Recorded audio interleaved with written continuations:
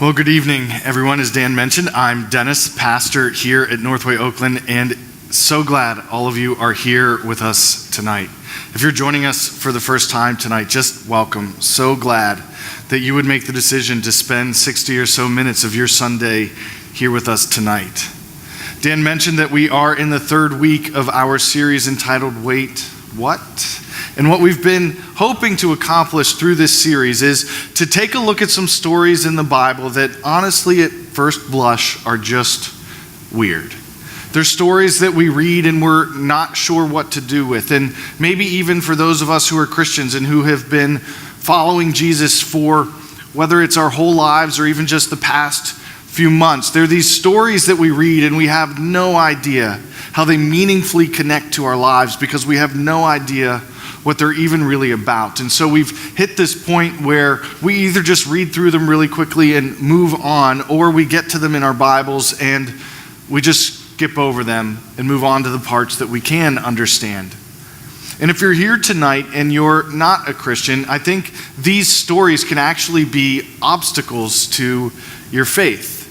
These stories where it's hard to discern or make sense of what God is talking about, because how can you place your hope and your faith and your trust in a God that you can't even understand? And so what we're trying to accomplish through this series is to take a look at these weird stories that are found in the Bible, but to understand the why behind the weird. And I think there's a lot of value to this, because I don't believe that God wastes words. If the Bible is the way that God is making himself known and knowable to all of the people in the world right now, then all of the stories and all of the words that are included in it have meaning, and they've been placed there intentionally. And we believe that through these words in the Bible, God is revealing himself to us and making himself known to us. That through these stories we can discover who God is, and through these stories we can discover who we are. And so today we're going to be looking at a story that's found in the Old Testament book, Hosea. And as we look through this story, we are going to be trying primarily to answer two questions. One, what does this story tell us about God? And two, what does this story tell us about us? So the story that we're going to be looking at tonight is found in the first 3 chapters of this Old Testament book, Hosea. It's a book that bears the name of the person who's doing the writing and the primary character of the book, Hosea. And the book begins this way. The word of the Lord that came to Hosea, the son of Beeri, in the days of Uzziah, Jotham, Ahaz, and Hezekiah, kings of Judah, and in the days of Jeroboam, the son of Joash, king of Israel. You know, we read that one verse, and it doesn't seem like there's a whole lot in there that's very useful to us. We just read it and keep going. Because we get information like, great, Hosea's dad's name is Beeri, or however you would even pronounce that name. And then we get this list of 5 kings, 4 of them that reign over the kingdom of Judah, and 1 king that reigns over the kingdom of Israel. But what this one verse tells us, and what this one verse accomplishes for us, is that it paints a picture of the context into which Hosea is writing. Because you may know that throughout the Old Testament, it's mainly the story of God's interactions with his chosen people, the nation of Israel, and the people who make up that nation known as the Israelites.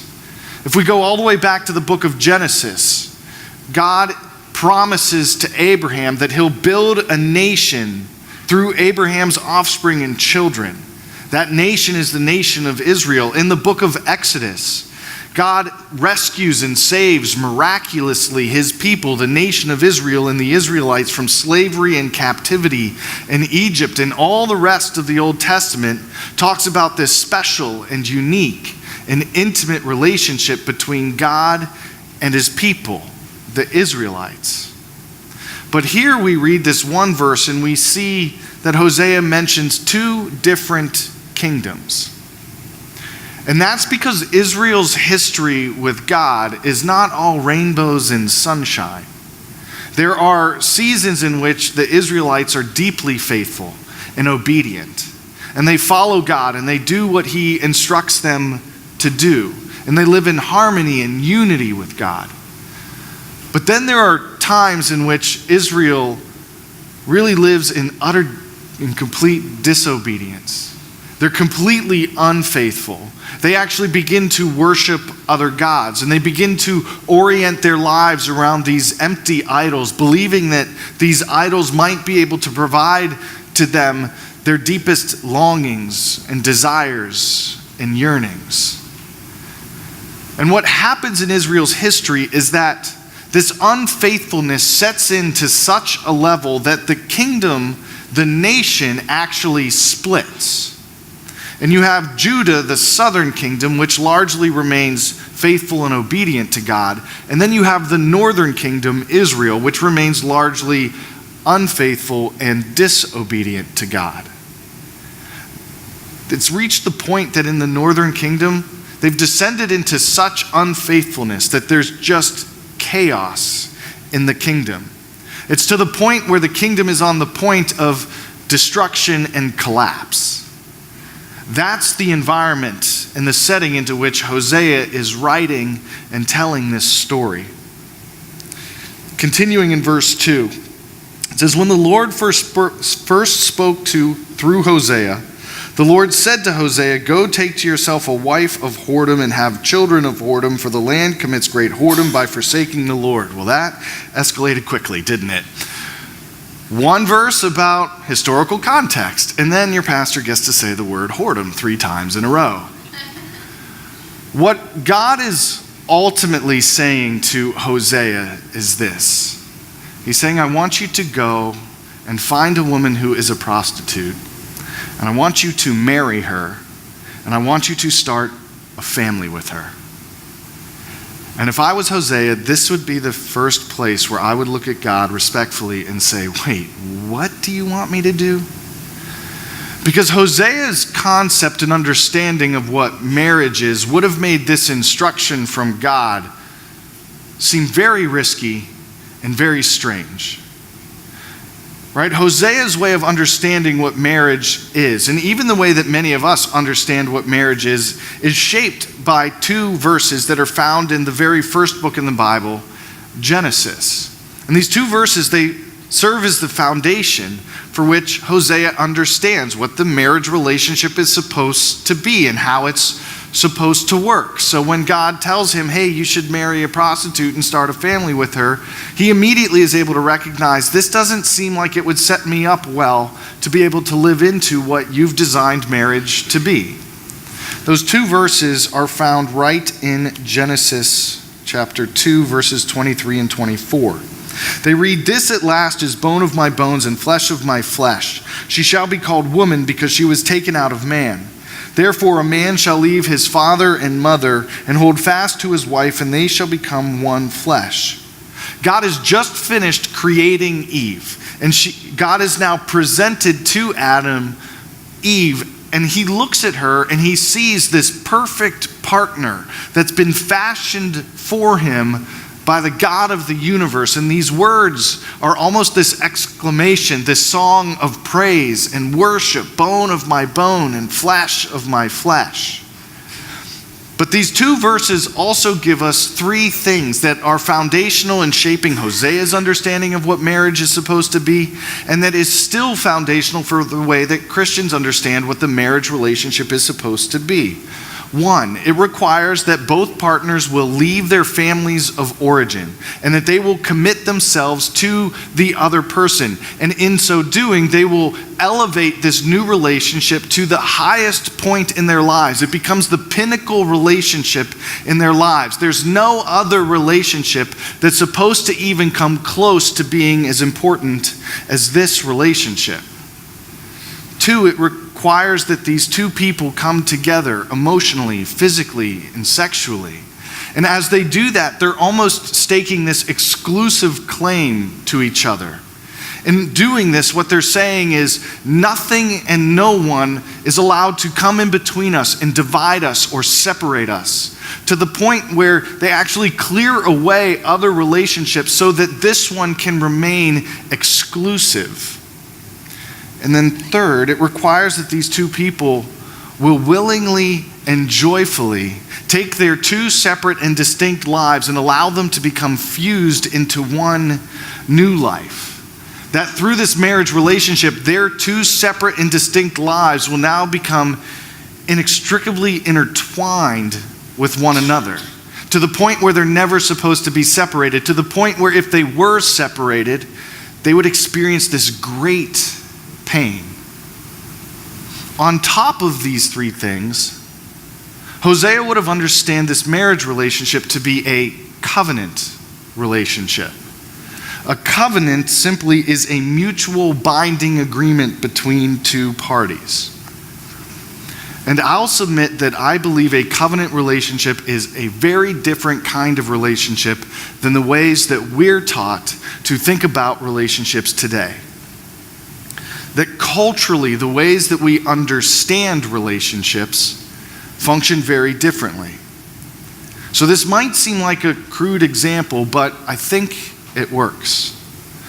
When we think of relationships, we tend to think of them primarily as contractual or contract-based agreements.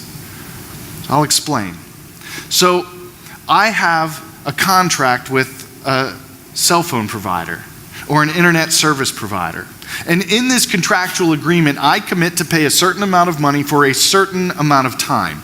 And in exchange for this money that I will pay over a predetermined amount of time, this cell phone service provider agrees to give me a certain level of service and a certain level of speed and a certain level of reliability for that predetermined amount of time.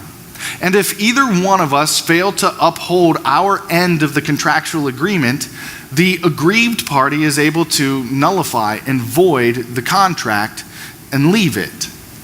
So if I just stop paying Verizon for my cell phone service, Verizon has the right to say, we're going to void the contract and we're going to stop providing you your service because you've stopped paying us. And this is the way that we oftentimes will think about relationships. As long as you make me happy, as long as you meet my emotional needs, as long as I'm still attracted to you, I'll stay in the relationship. But as soon as you stop meeting my needs, as soon as you stop making me happy, as soon as I stop being attracted to you, I can abandon and leave the relationship.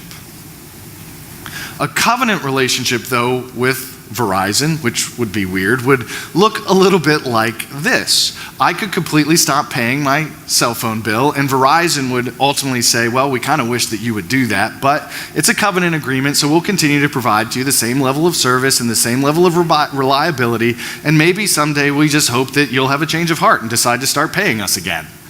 That is what a covenant relationship would look like.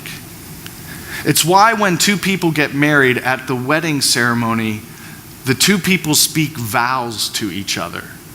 These vows are these sacred promises that are spoken between two people, for richer or poorer, in sickness or in health.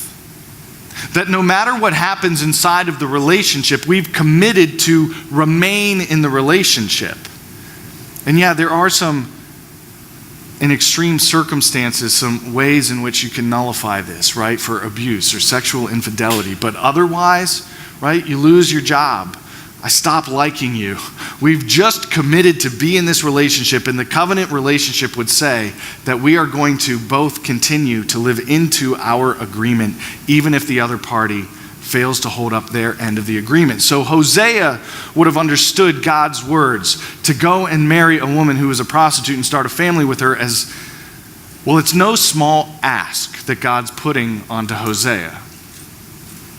Because Hosea understands that it's a risk. Hosea understands that he needs to commit himself to this woman, that he needs to prioritize this relationship higher than any other one, that he needs to exclusively commit himself to this relationship, and that he has to hope that she's also going to do the same thing. So what does Hosea do? What does Hosea do when God instructs him to go and marry and start a family with a prostitute? Story picks up in verse 3. So he went and took Gomer, the daughter of Divlaim, and she conceived and bore him a son. And the Lord said to him, call his name Jezreel, for in just a little while I will punish the house of Jehu for the blood of Jezreel, and I will put an end to the kingdom of the house of Israel. And on that day I will break the bow of Israel in the valley of Jezreel. She conceived again and bore a daughter, and the Lord said to him, call her name No Mercy, for I will no more have mercy on the house of Israel to forgive them at all.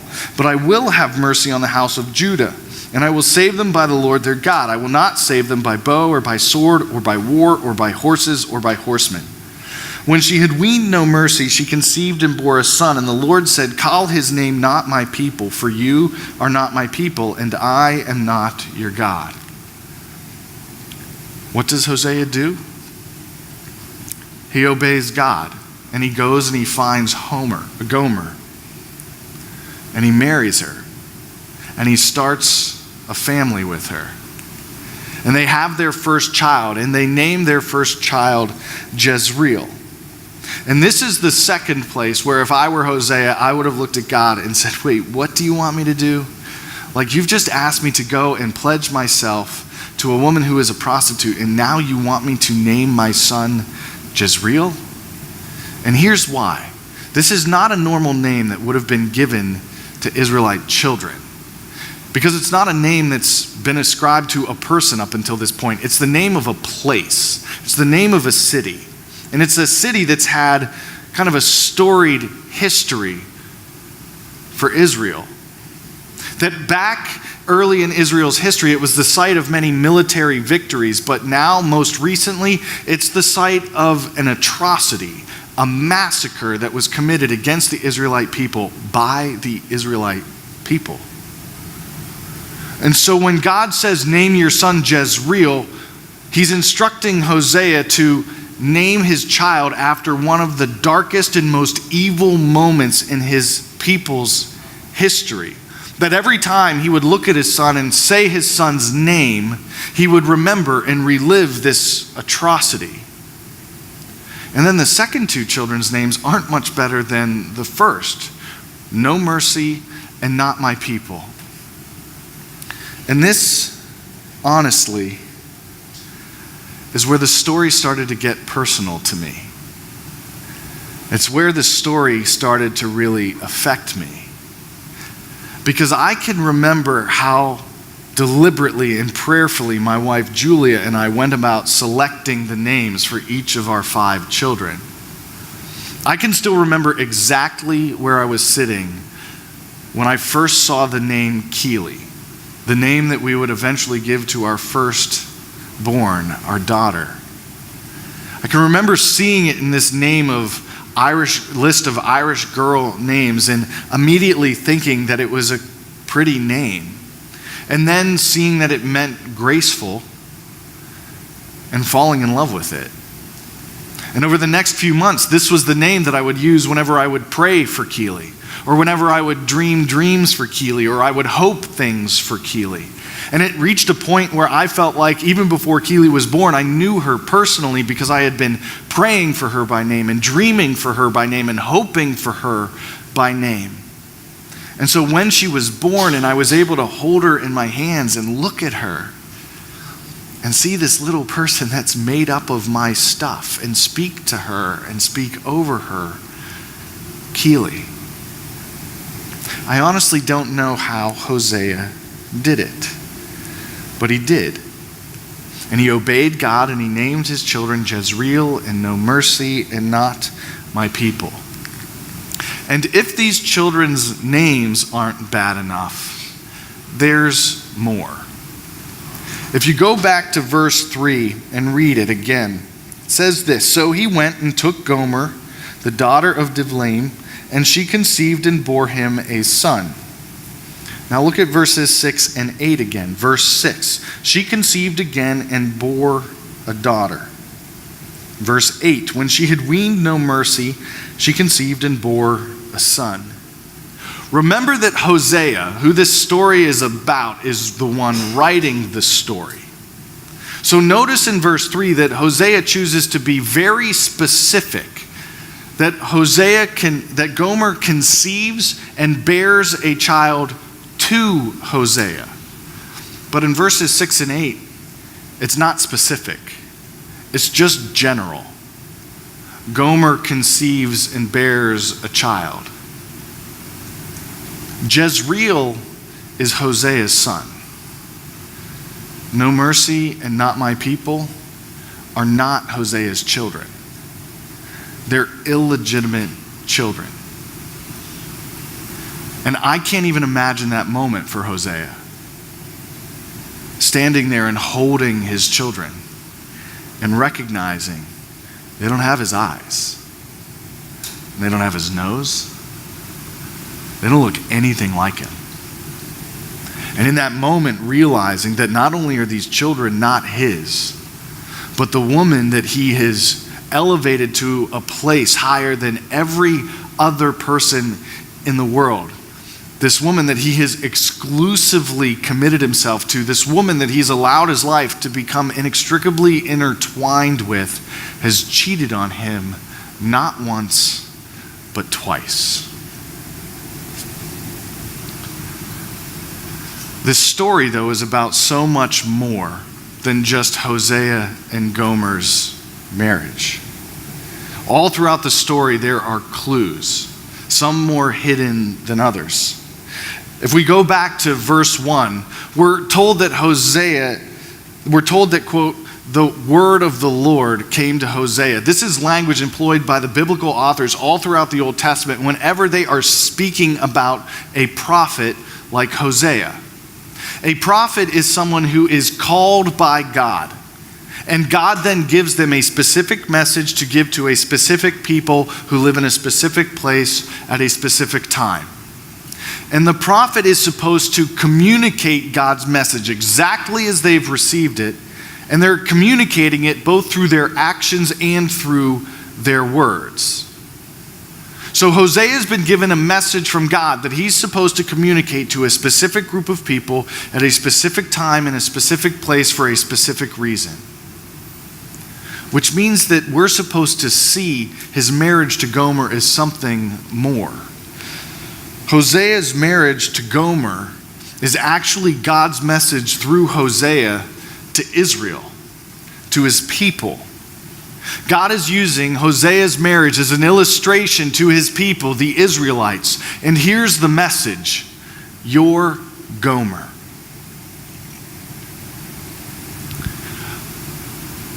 I have placed you in the highest place I possibly can. You are the pinnacle relationship that I have. I have exclusively committed myself to you, and I have allowed my life to become intertwined with you. And God, through Hosea, is saying to Israel, you've cheated on me. You've been unfaithful to me. And there are consequences to cheating on God over and over and over again, like the Israelites did. It's tucked right into the verse where God tells Hosea to name his first son Jezreel. It reads, call his name Jezreel, for in just a little while I'll punish the house of Jehu for the blood of Jezreel, and I'll put an end to the kingdom of the house of Israel. And it's tucked right into the names of the second and third child. I will have no mercy on my people, and I will say to my people, you're not my people anymore. The consequence for Israel's ongoing and continuous infidelity and unfaithfulness to God is that God will destroy their kingdom and he will sever his relationship with them completely and definitively. But wait. Marriage is supposed to be a covenant relationship, right? And if we're supposed to see Hosea and Gomer's relationship as really an illustration of God's relationship to Israel, then shouldn't we see God's relationship to Israel through the lens of a marriage relationship? God can't just sever the relationship then, can he? God can't just completely and definitively end his relationship with these people, can he? No, he can't. And he doesn't. There are two verses in the next chapter, chapter 2, that hint at what God's intentions are for his people. It says, "Therefore, behold, I will allure her and bring her into the wilderness and speak tenderly to her, and I will have mercy on no mercy, and I will say to not my people, you are my people, and he shall say, you are my God." Just listen to the words that God uses.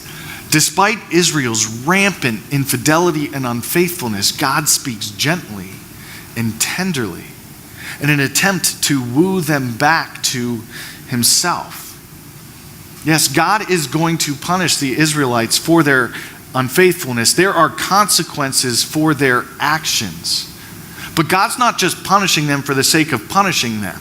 God's not a vindictive God who just inflicts punishment on people for the sake of inflicting punishment on people. Despite what we might think about him, that's not his character. His character is to speak as a loving father to his children and to call them back to a right relationship with him, to call them back to a faithful relationship with him where he is their God and they've oriented their lives around worshiping him. His correction is aimed at restoration, and it's aimed at redemption. God is showering his love on his people even when they don't deserve it. Even in the midst of their rampant unfaithfulness, God speaks faithfulness to them. But what does this story tell us about us? Well, I can tell you what this story tells me about me. I'm Gomer. I have a tendency to be unfaithful to God. I have a tendency to place other things into his rightful position in my life. I have a tendency to orient my life around things that aren't him for seasons and stretches of time. Do you? Are you ever tempted to be unfaithful to God? Do you ever chase after other lovers? Are you tempted to place your faith, hope, and trust in something or someone other than God? My guess is that for most of us, if not all of us, the answer is yes. In chapter 2, we hear Gomer speaking almost as though she's giving expression for the entire nation of Israel, explaining why she chose to be unfaithful to Hosea. It says this, "For she said, I will go after my lovers, who give me my bread and my water, my wool and my flax, my oil and my drink. I will go after my other lovers who will meet the needs that I have, who will meet the desires and the longings that I have, and they will meet them in the way that I want them to meet them, and they will meet them in the time that I want them to be met, and they won't require that much of me either." What do we long for that we think these other lovers in our lives can provide to us better than God? I think all of us at our core long for three things: significance, security, and acceptance. And these are three things that can be found completely and perfectly inside of God. In fact, if we go all the way back to the beginning, in the book of Genesis again, we see Adam and Eve enjoying these things with God, in their relationship with God. They're significant, right? They have been formed by the very hands of the creator of the universe, And he spoke to them and said, "You are very good." They're secure. There's no one trying to attack them. And the garden that they're in, God, through it, provides for every one of their needs. And they're accepted. We're literally told in the Bible that they walk with God, that they talk openly and freely with him. They are completely known and wholly accepted. But then they took that bite of a piece of fruit, and all of it was shattered. And their sense of significance and security and acceptance was shattered too. And ever since the fall, every human being has been trying to meet these basic needs, these foundational longings of our hearts, and mostly seeking to do it apart from God. We chase after significance by seeking to make ourselves powerful.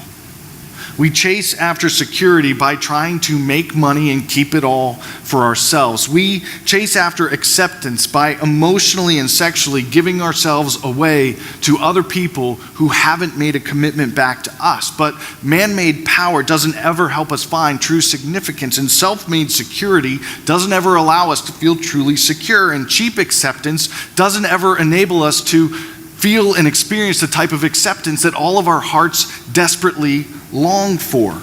We chase after these false lovers, believing like Gomer and believing like the Israelites that we can find significance and security and acceptance apart from God. And we can to a point. But at some point, every one of these false lovers ends up being revealed as weak. We can never have enough power to make ourselves feel absolutely significant. We can never acquire enough wealth to make ourselves feel absolutely secure. And we can never give ourselves away enough without receiving commitment from the other person and experience absolute acceptance. But this story, it's about Hosea and Gomer. It's about God and Israel, and it's about God and us. You and I are prone to wander. We're prone to leave the God that we've been designed to love and chase after these false lovers. But what does this story teach us about God? In chapter 3, God speaks to Hosea again. And the context for this is Gomer's not with Hosea. Think that she's probably living with one of these lovers that she's run off with. And God speaks to Hosea and tells him what he's supposed to do about Gomer. And this is what God says. "And the Lord said to me, go again. Love a woman who is loved by another man and is an adulteress, even as the Lord loves the children of Israel, though they turn to other gods and love cakes of raisins." It's as though God says to Hosea, yeah, I know that she's flaunted every good thing that you've ever given to her. I know that she's taken all of your love and just thrown it away. I know that she's made you a laughingstock amongst other people. But go again. It's in these two words that we hear the heartbeat of God. It's in these two words that we realize how unrelentingly and furiously God loves his people. Because these two words echo all throughout the Bible and eternity. When Adam and Eve turned their back on God, God said, I'm going to go again. When Israel rejected God after he had freed them from Egypt, God said, I'm going to go again.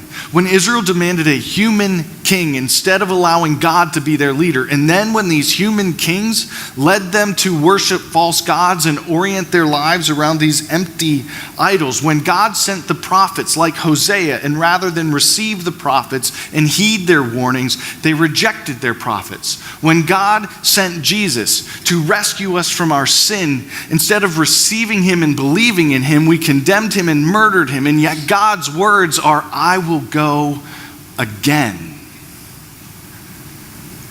I will pursue my people. This story reveals to us the faithfulness of a God who persistently and unrelentingly pursues us with his love. There's this one verse that's tucked into the New Testament book, Romans, and it's so telling of God's faithfulness. It's Romans chapter 5, verse 8. God shows his love for us in that while we were still sinners, Christ died for us.